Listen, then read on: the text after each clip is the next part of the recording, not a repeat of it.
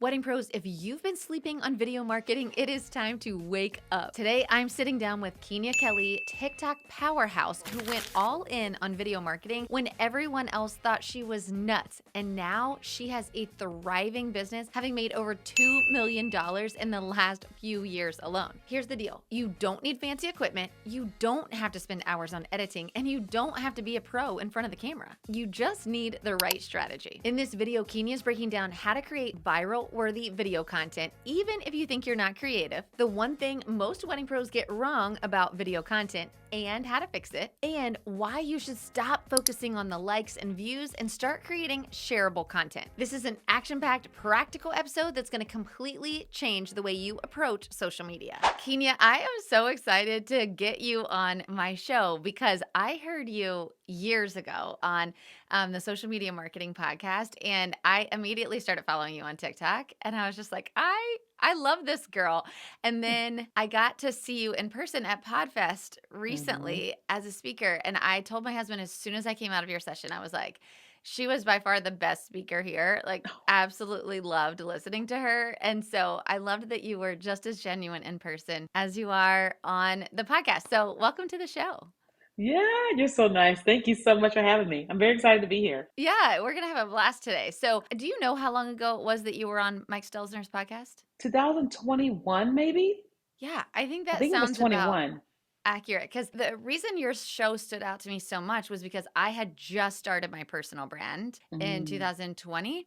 And so I was like, I love how this girl talks about video. I loved just your story and how you just kind of like went for it and it was starting to explode. It resonated with me. And so now I love just hearing you talk about video content, and I want to get into that today. I want my listeners to hear how easy it can really be to do that. But before we do that, I want to know, well, I know your story, but I'd love our listeners to hear a little bit more about your story. So can you kind of like walk us back before you were Keenya Kelly that we know now? Yeah, it's so funny. Yeah. So I got my start like for the most part in network marketing as, like there's a company back in the day called Prepaid Legal. And Okay. so like I was a college person that just got recruited into the network marketing industry. And that is what like changed the trajectory of my life because I was in college and all that type of stuff. And I was just someone who knew that there were great possibilities. I just didn't know how there was going to be. And network marketing industry really completely changed everything about me and my life because of everything that they taught me, all the books that I was reading. Once you've made a certain amount of money as an entrepreneur or you've seen other people make a certain amount of money, it's really hard to stay on a day job. And so years later, I got a job and it was Uh-huh. hard to let my boss talk to me certain ways, or it was just really, really challenging. And I realized, okay, I've got to figure out how to do something different. Yeah. I think that the interesting part about that is here you say, having your boss talk to you, tell you what to do. Like I tell my husband all the time now, I'm like, I don't even know how I would have a job anymore. Like it's been so long. I don't know how I would Hmm. do that, right? It's just such a different personality, and realizing that you can really take control of how much money that you can make and things like that. So I think that that's so Hmm. interesting. So you had this job and then you were like, I don't want to do this anymore. What did you do? You just like left? Yeah. Okay. So one thing to know about, so if you guys did not know, I'm Black. And as Black people, we are kind of raised to do certain things to our hair, which make our hair, we put this Okay. chemical on it and make it straight. And Okay. so I was doing that for a majority of my life, but I really started developing a closer relationship with God. And all of a sudden I started changing and I wanted to see what would my hair look like if I stopped putting the chemicals on my hair. And so all of a Okay. sudden one day I cut everything off and I was like, I was as bald as a bald eagle in my personal opinion. What? And not quite that bald. I'm just being Yeah, dramatic, but but it still was you really, just really, really like, short. yeah, went all in. Oh yeah. Okay. I felt like I was G.I. Jane. Um, you know, but what happened from there was this lack of knowledge of what do I do with this hair that's growing out of my head, this curly hair. And I Yeah. had learned about this show in Atlanta, which was they called a natural hair show, when they were teaching people how to care for their curly hair. And because of my sales background, I decided I'm gonna do the same thing in Richmond, Virginia. I'm gonna host my own hair show not knowing what it all was going to take. So I created a media kit, created a website, got a venue, and said, I'm going to do this. What? And my first event had like a couple hundred people. The next event had 1,500 people at a convention center. What? And yeah, and I realized I've got something. Yeah. And I just kept doing that for a few years until I realized, oh, how are people making money online? Like, what are people doing with this live stream thing? I'm like, wait a second, you just had all these people come, which I think is interesting because if you follow Kenya on Threads, I have now started following you on Threads, and it's so fun because you're a lot more personal over there, I Mm-hmm. feel like, right? And Mm-hmm. so you've been talking about how you're creating these meetups in Houston. Mm-hmm. And so is this just, do you feel like this just like came easy to you, like getting people to kind of just be attracted to what you're doing, or how do you know what's going to work? Yeah, so honestly, I don't know. I feel like the whole natural hair show thing, that was just me having really big faith that I could do this. I didn't know if it Yeah, was possible. I just felt like I'm at least going to try it. And you miss 100% of the shots you don't take, with the that's hair right. shows. So I just kept kind of trying that. And kind of what's happening in present day is, I think it's just radical faith or just I'm Delulu. Um, because what's happening in present day is I relocated back to Houston in May of last year, Mhm. and I felt lonely. I just felt so Mhm. lonely. You always feel lonely when you work from home if you don't have any friends, and so Yeah. I was just coming to terms with how lonely I felt, and I decided to create a separate TikTok account to just be me in Houston, just myself. And I said, well, because people in Houston are connecting with me, why don't I see if people will be willing to go and have just meet up with me for like a walk or lunch or something like that? Because they don't know the business side of me on this new account. They just know Mhm. that this person are coming in contact with. Okay. I didn't know what could happen to like thinking 50 people would come and seeing Yeah.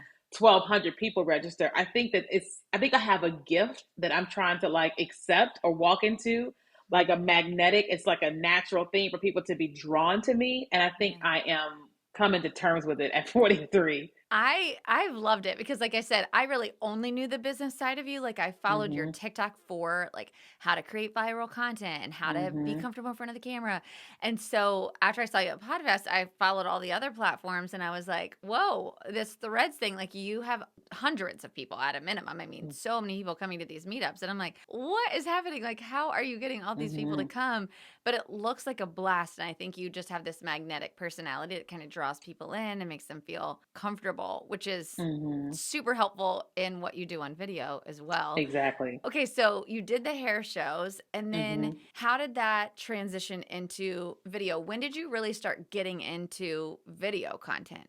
I got into video 2000 and I think it was 2016. That's when Periscope came out, the live Yeah. streaming platform that Twitter owned. And I started seeing people making money online using Periscope. And it did make a lot of sense to me, but I was freshly off a divorce and I was like, well, even though I'm hurting, I still have a brain. I can see that something's Yeah. happening. So let me just download this app and start talking on it and seeing what are people doing. And eventually I invested in like an hour of somebody's time. And that was the moment where I realized, oh, the me that has something could be on this platform selling something.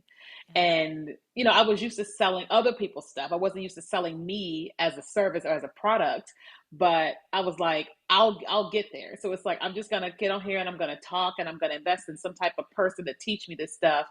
And I invested in a coaching program that was a year long, and that's when I learned about the online coaching space, and it just opened up my world from 2016 to 2017. Wow. Okay. So, first of all, you invested in a coach, which I think not enough people say out loud, which is Mm-hmm. like how much it can change your life to have somebody that's gone before you to Mm-hmm. tell you, like, here's what you need to do, here's the steps, and things like that. And then the second piece I love that you just said is you really got on there and started getting comfortable with video, not really selling anything right away, it sounds like, right? Like you were just kind of on there. What would you talk about? Yeah, so initially I was just kind of talking like about me, life, I think I had gotten into network marketing again. Okay. And so I was kind of talking about the company that I was in, trying to sell those products. I wasn't successful, but I was just trying, Yeah. Yeah. If you're feeling like the economy is causing you to constantly get ghosted and need to consistently drop your prices just to get bookings, I have some news for you. It's not the economy, it's your sales strategy, and I'm here to help you fix it. I created a brand new free training where I'm going to share the exact strategy I use and I teach to thousands of wedding pros who have been able to double their wedding bookings in less than 30 days using this strategy. It's called the Assume Method, and if you're not using it, you're leaving thousands of dollars on the table. This isn't just another fluffy course. This is raw, actionable CEO level strategy. Whether you're new, struggling, or ready to hit your next six figures, this training will change the game for your business. But don't wait, because the top 1% of wedding pros aren't just good at their craft, they're good at running their business. And if you're ready to join them, I'll see you in the training. Now, obviously, you have this huge platform and you teach other people how to not just use video content, but how to make money from video content. So I'd love to know how you kind of started to shift into making money through video and what was that mindset and how did that really go? So what happened was when invested in that year-long coaching program, she had to pull out of me what I already knew. And Okay. the marketing avenue that she was talking about was live stream video, which was Periscope, and then it was email marketing. And so I had to create a product. And she taught me how to create a digital product, it was foreign to me then. And so I was like, okay, now I've got to figure out how to present me online to sell, to make people believe that I could sell something. And so I remember the first day, I can literally see myself right now. But the first time that I was going to try to sell a coaching program, I was like, okay, I've got a landing page, there's a link, and I'm just going to come on live. And I didn't know how I was going to do it. I just knew I chose a topic and I had some bullet points and I was just going to talk. And I was talking and talking and talking. And then I went into the sales pitch. And it literally was like a 6-week live coaching program where you had modules, but you were also going to get me. And I think it was $297.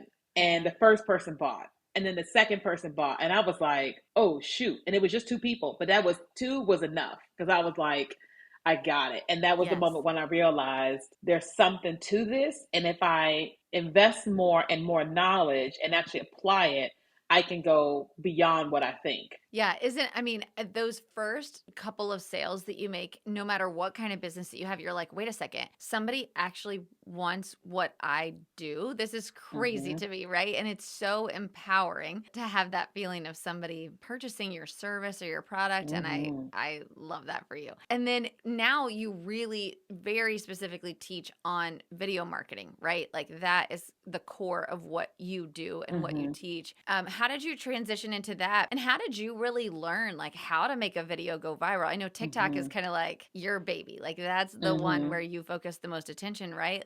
I'd love to kind of know Mm-hmm. how you got into that. So what happened for me was from 17 to 19, 2019, I was building a brand design agency and I was designing websites, logos for people, and I was getting my customers from live stream or what have you. And I found myself being like, I don't want to do this anymore. This is too hard because people take forever to give Yeah. you what you need in order to do their website and stuff.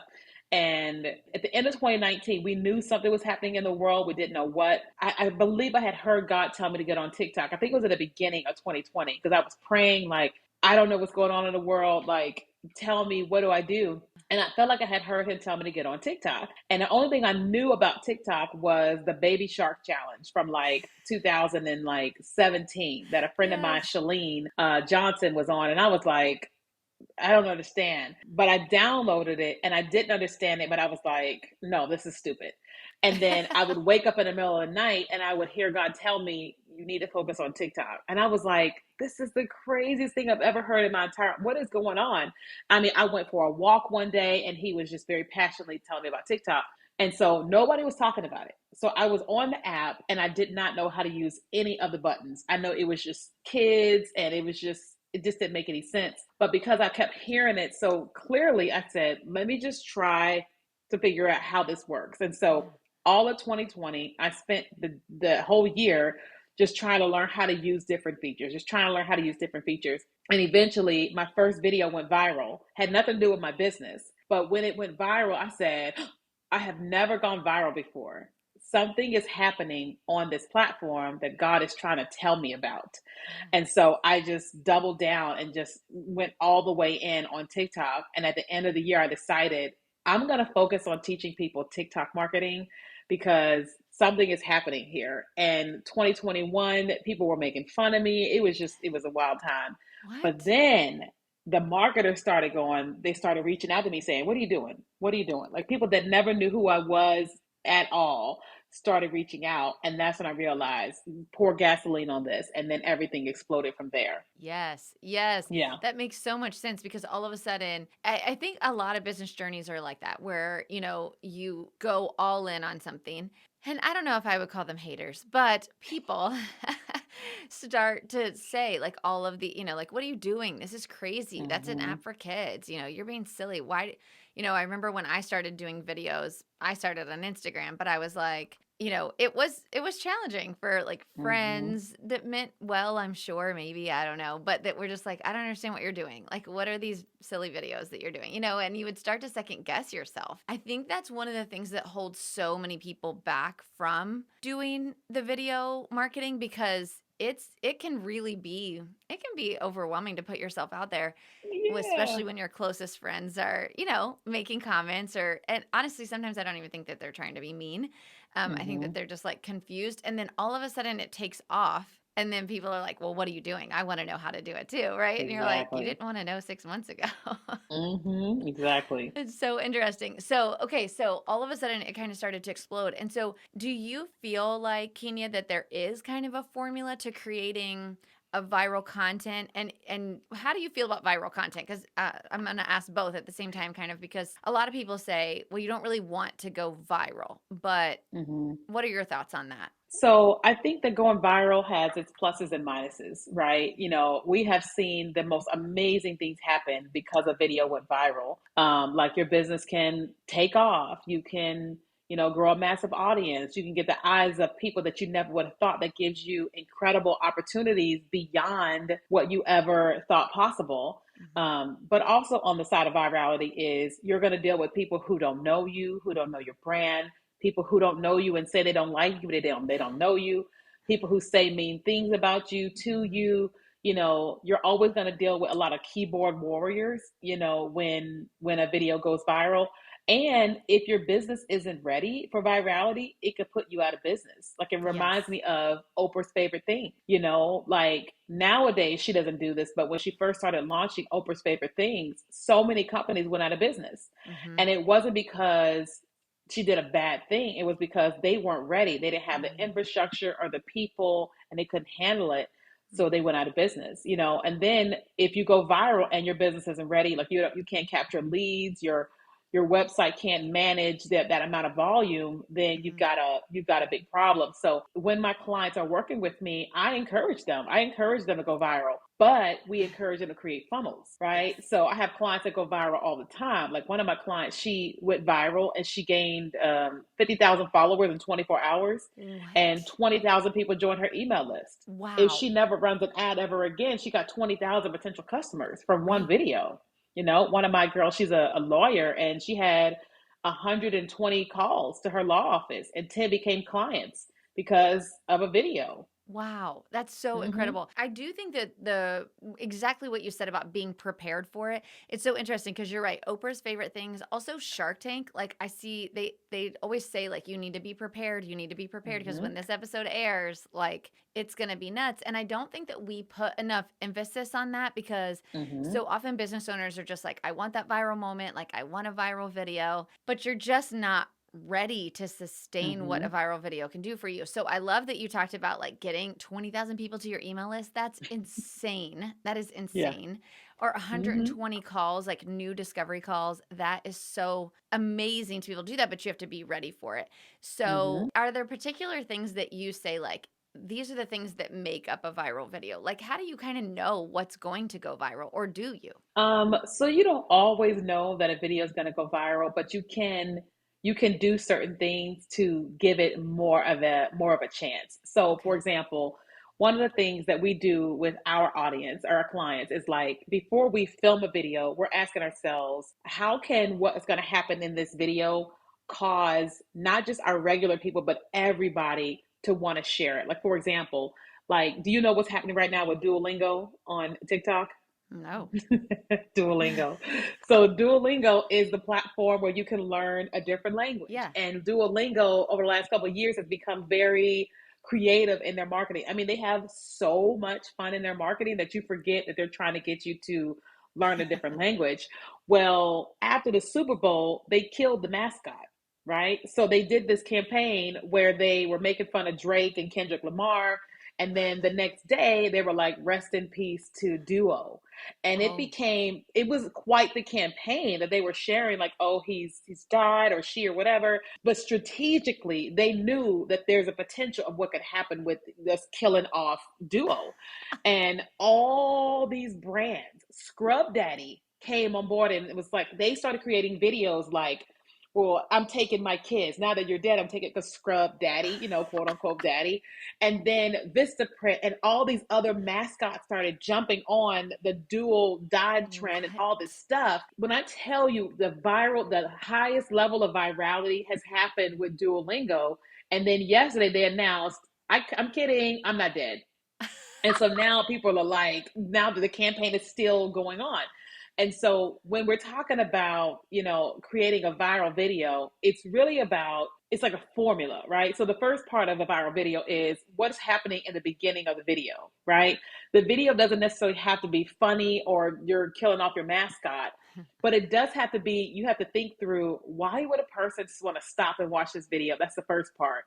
And then second, what's the story that's being told that makes you not only want to watch it all the way to the end, but you are going on some type of emotional roller coaster. And now all you want to do is share it with someone else, right? So, I mean, we saw on Super Bowl Sunday where Instacart crushed it. They were Yeah. showcasing all the different foods and things that you can get when you order on Instacart. Now, you didn't know it was Instacart until you got to the end of the commercial, but all you wanted to do was rewatch it, right? Yeah. All you wanted Yeah. to do was share it with a friend.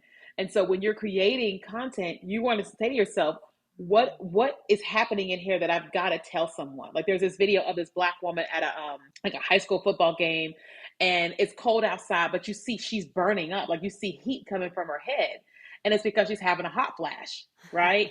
And so a video like that, I'm sure the video was longer than what we're seeing, but the clip they showed was just of her sitting there and the heat coming from her head, because Mm. people are like, what is going on there? And now all they want to do is share with their menopause friends. Right, right.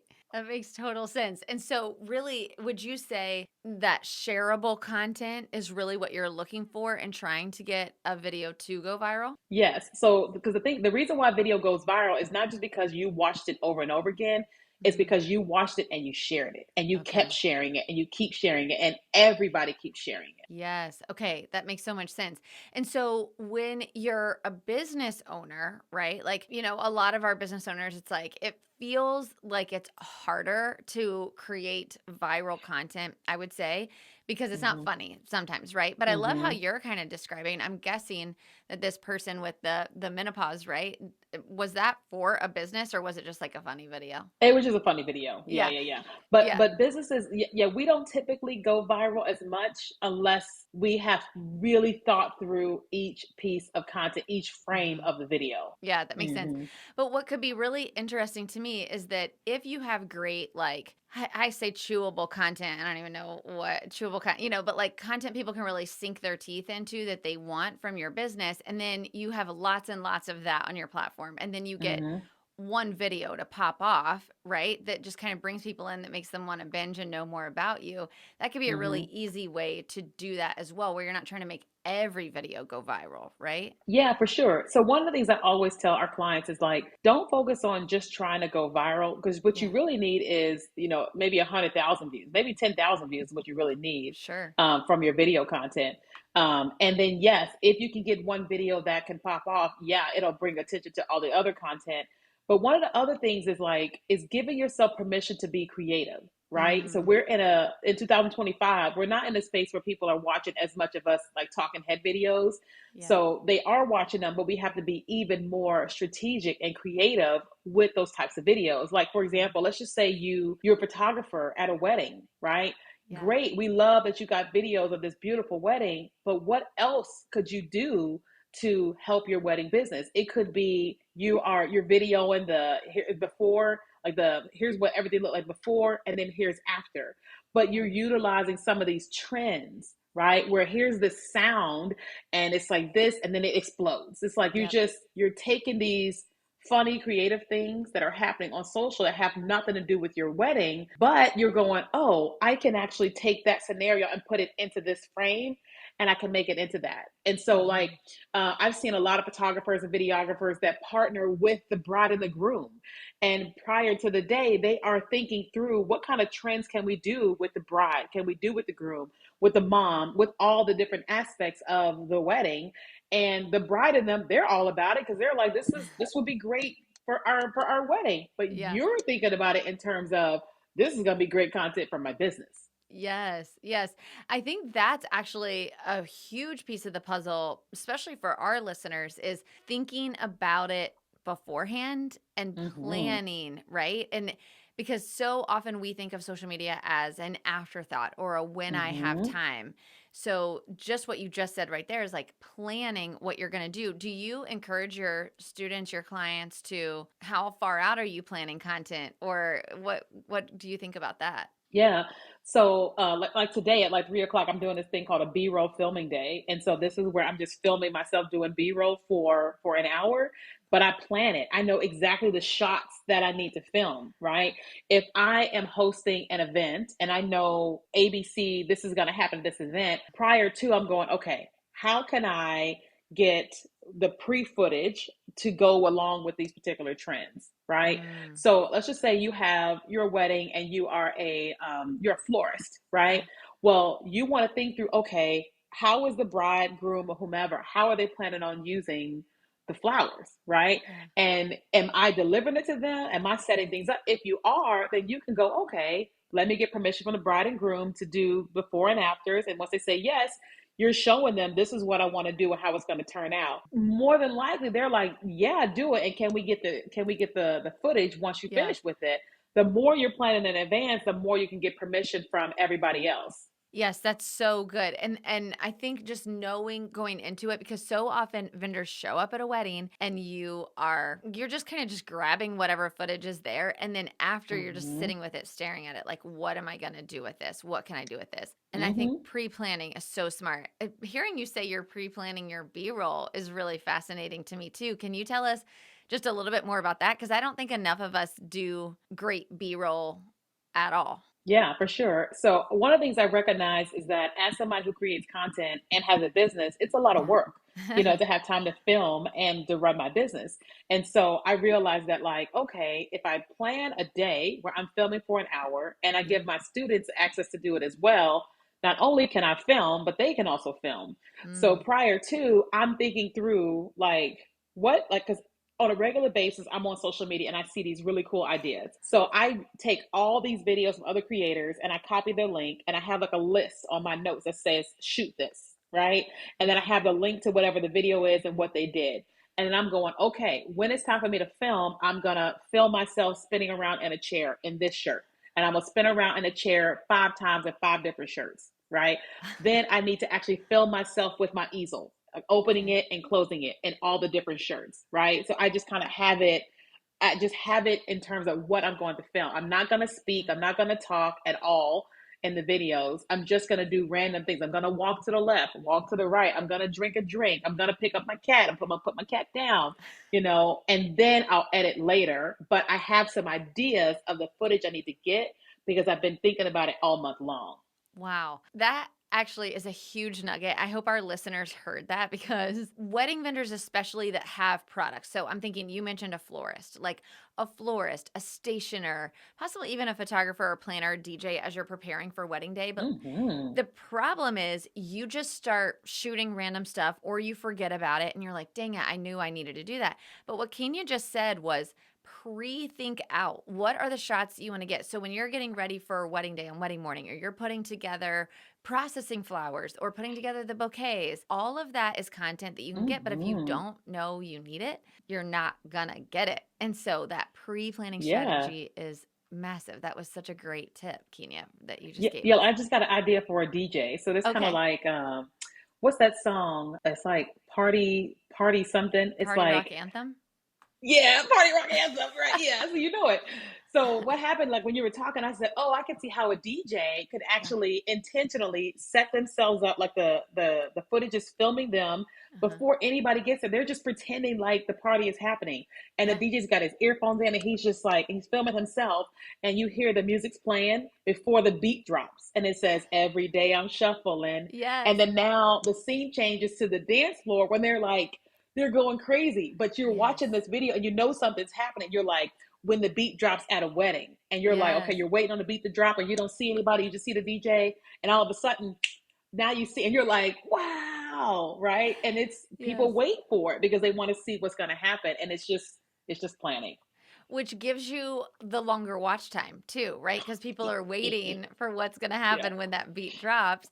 And that's Hmm. massive. It too is getting that watch time, right? What you just said right there, wouldn't have, like, if you waited until the dance floor was packed, you now You missed the wouldn't have the shot. opportunity to get that shot, right? Hmm. So that's so good, Kenya. I love this so much. So I know that you have a download, right? Hmm. 75 viral hooks. Is that what it is? Yes. Hmm. Where can everybody get that? Because I want them to go learn from you and see what some of these viral hooks are and how they can use it in their business. Yeah, for sure. So one of the things to know, you guys, is that anytime you're going to have a great video, you got to start it with a hook, whether Okay. it's text, it's audio, or it's visual. And so we have 75 of them. You can go to my website, which is kenyakelly.com/75 hooks. We'll link that in the description in the show notes below too, so that you guys can all go grab that because I would love to see you making some of these videos. Like, watch the hooks, look at the hooks, and really think, how can I use this in my business to make that shareable content that Keenya was talking about?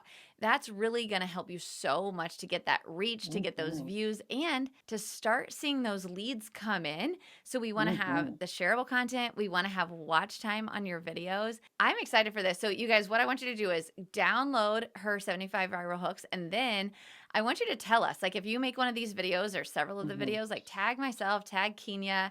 We want to see them. I think that would be so fun. So I want you guys to go to TikTok, even if Okay. it's not your favorite platform. Just go to TikTok, and I want you to type in weddings or wedding florist, wedding DJ, and start binge watching the creative content that some of these companies are doing. And then just take the link and make a list of them. Because, like, Mm. right now, you heard what I said, but if you can see what we're talking about, then it'll make a whole lot more sense to you. Yes, that's so true. And saving those links is so helpful too, because otherwise you just have a bunch of junk in your brain. Exactly. You go to film, I've done that before, and you're like, what was I supposed to film? Like, what did it look like? Exactly. Yeah, Hmm. so having those links right there in a note in your phone is just like, that's so easy. Anybody can do that. Yes. So simple. Hmm. Okay, you guys, listen, this was an actionable episode, which means you need to take your AirPods out right now and go make content based on Hmm. what Keenya has talked about today. Keenya, where can everybody follow along with you? Yeah, so I'm on all social media platforms, Keenya Kelly, TikTok, Instagram, YouTube, everywhere. Okay, I love it. Go give her a follow. Tell her that you heard her on the Wedding Pro CEO podcast. And Keenya, thank you so much for being here. Yeah, thanks for having me. I appreciate it.